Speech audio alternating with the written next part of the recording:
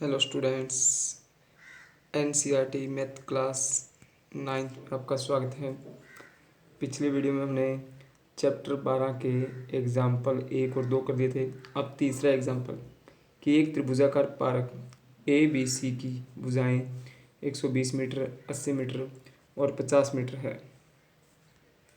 एक मालिन धनिया को इसके चारों ओर एक बाड़ लगानी है और इसके अंदर घास उगानी है। 1 और 3 मीटर चौड़े एक फाटक के स्थान को छोड़ते हुए इसके चारों ओर 20 रुपये प्रति मीटर की दर से कांटेदार बाड़ लगाने का व्यय ज्ञात कीजिए। सबसे पहले तो ये देखो कि ये त्रिभुज की 3 भुजाएं दी गई हैं। पारक है त्रिभुज के आकार का, इसके चारों ओर बाड़ लगानी। चारों ओर मतलब ये हो जाएगा इसका परिमाप।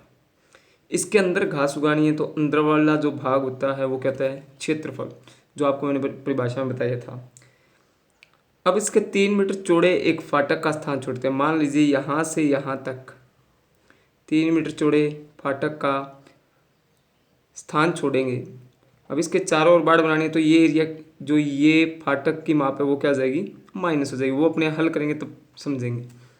यहाँ a बराबर 120, b बराबर 80 और c बराबर 50। त्रिभुज का अर्ध परिमाप s बराबर a प्लस बी प्लस सी बटा में 2, 120 प्लस 80 प्लस 50 बटा में 2। इन तीनों को जोड़ेंगे तो 250 आ जाएगा। 250 में 2 का भाग देंगे 125 मीटर। तो s का मान कितना है, 125। s माइनस a का मान क्या जाएगा, 125 माइनस 120 बराबर 5 मीटर। s माइनस b का मान क्या जाएगा, 125 माइनस 80 बराबर 45।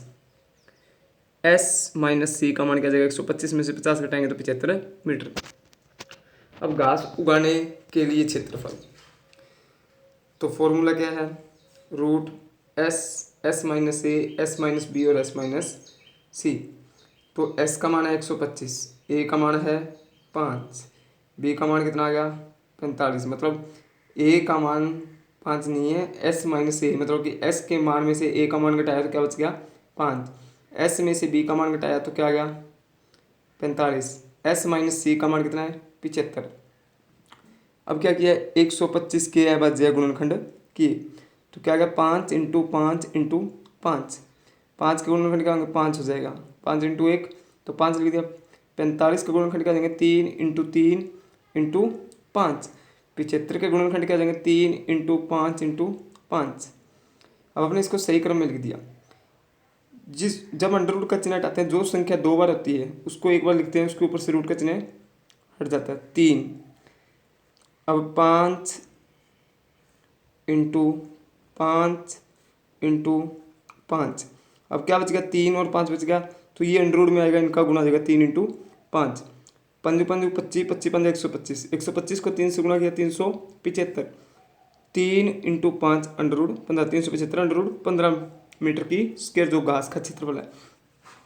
अब पारक का परिमाप कितना है, मतलब बाड़ लगानी है, बाड़ चारों ओर लगती है, वो परिमाप होता है A B plus B C plus A C. तीनों का मान 250 है। अब बाड़ लगाने के लिए आवश्यक तार की लंबाई 250 माइनस 3 बराबर 247। अब 3 माइनस क्यों किया, अब ये पारक है, पारक के चारों ओर बाड़ लगाएंगे तो 250 रहेगा मीटर।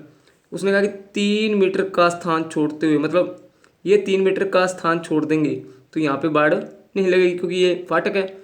तो बाकी साइड में अपने बाड़ लगाएंगे तो जो टोटल परिमाप है, मतलब तीनों भुजाओं का योग है, उसमें से ये 3 क्या कर देंगे, माइनस कर देंगे क्योंकि ये फाटक है। तो क्या आ जाएगा 250 में से 3 घटा देंगे 247। तो बाड़ लगाने का व्यय क्या आ जाएगा 20 रुपये मीटर है। तो 20 इंटू 247 तो कितना आ जाएगा 4940 रुपये। एग्जाम्पल नंबर 4, एक त्रिभुजाकार भूखंड की भुजाओं का अनुपात 3:5:7 है और उसका परिमाप है 300 मीटर। इस भूखंड का क्षेत्रफल ज्ञात कीजिए। भुजाओं का अनुपात क्या है 3:5:7। माना पहली भुजा कितनी है 3x, दूसरी 5x, तीसरी 7x। अब प्रश्नानुसार क्या है, तीनों भुजाओं का माप दिया गया 300 metre. 3x plus 5x plus 7x बराबर 300। तो इनको जोड़ा तो 15x बराबर 300 आ गया। तो x का मान आ जाएगा 300 बटा में 15 बराबर 20 मीटर। तो पहली भुजा क्या आ जाएगी 3 इंटू 20 60 मीटर। दूसरी भुजा क्या हो जाएगी 5 इंटू 20 बराबर 100 मीटर। तीसरी भुजा क्या हो जाएगी 7 इंटू 20 बराबर 140। क्योंकि पहली भुजा को 3x माना है, क्योंकि जो x का मान आया है और 3 का x के साथ गुना हो गया, 5 का x के साथ गुना है और 7 का x के साथ गुना है। तो अपने x का मान रख दिया। अब त्रिभुज का अर्ध परिमाप a प्लस बी प्लस सी बटा में 2। अब अपने को टोटल परिमाप दिया ही हुआ है 300, तो 300 में 2 का भाग दिया 150। अब त्रिभुज का क्षेत्रफल ज्ञात करेंगे। तो root S minus A S minus B S minus सी।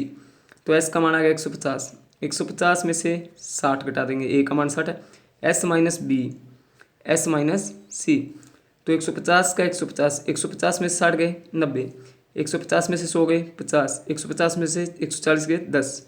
अब 150 के क्या किए गुणनखंड, 150 में 2 का भाग दिया 75, 75 में 3 का भाग दिया 25, 25 में 5 का भाग दिया 5, 5 एकम 5। तो ये हो गया 150 के। इसी प्रकार 90 के करेंगे तो क्या आ जाएगा 2 इंटू 3 इंटू 3 इंटू 5। 50 का करेंगे 2 इंटू 5 इंटू 5 और 2 इंटू 5, ये 10 के गुणनखंड हो गए। अब अपने क्या करेंगे, जो अंक 2 बार है उसको एक बार लिखेंगे तो उसके ऊपर से रूट का चिन्ह हट जाएगा। 2 इंटू 2 इंटू 3, 5 इंटू 5 इंटू 5, 2 दूना 4, 4 तिये 12, 12 पंजे 60, 60 पंजा 300, 300 पंजा 1500। अब ये एक 3 बचा था वो रूट 3 यहाँ पे आ जाएगा, तो 1500 रूट 3 मीटर की स्क्वायर। तो अपने ये 12.1 एग्जाम्पल कंप्लीट हो चुके हैं। अब आगे अपने करेंगे नेक्स्ट वीडियो में।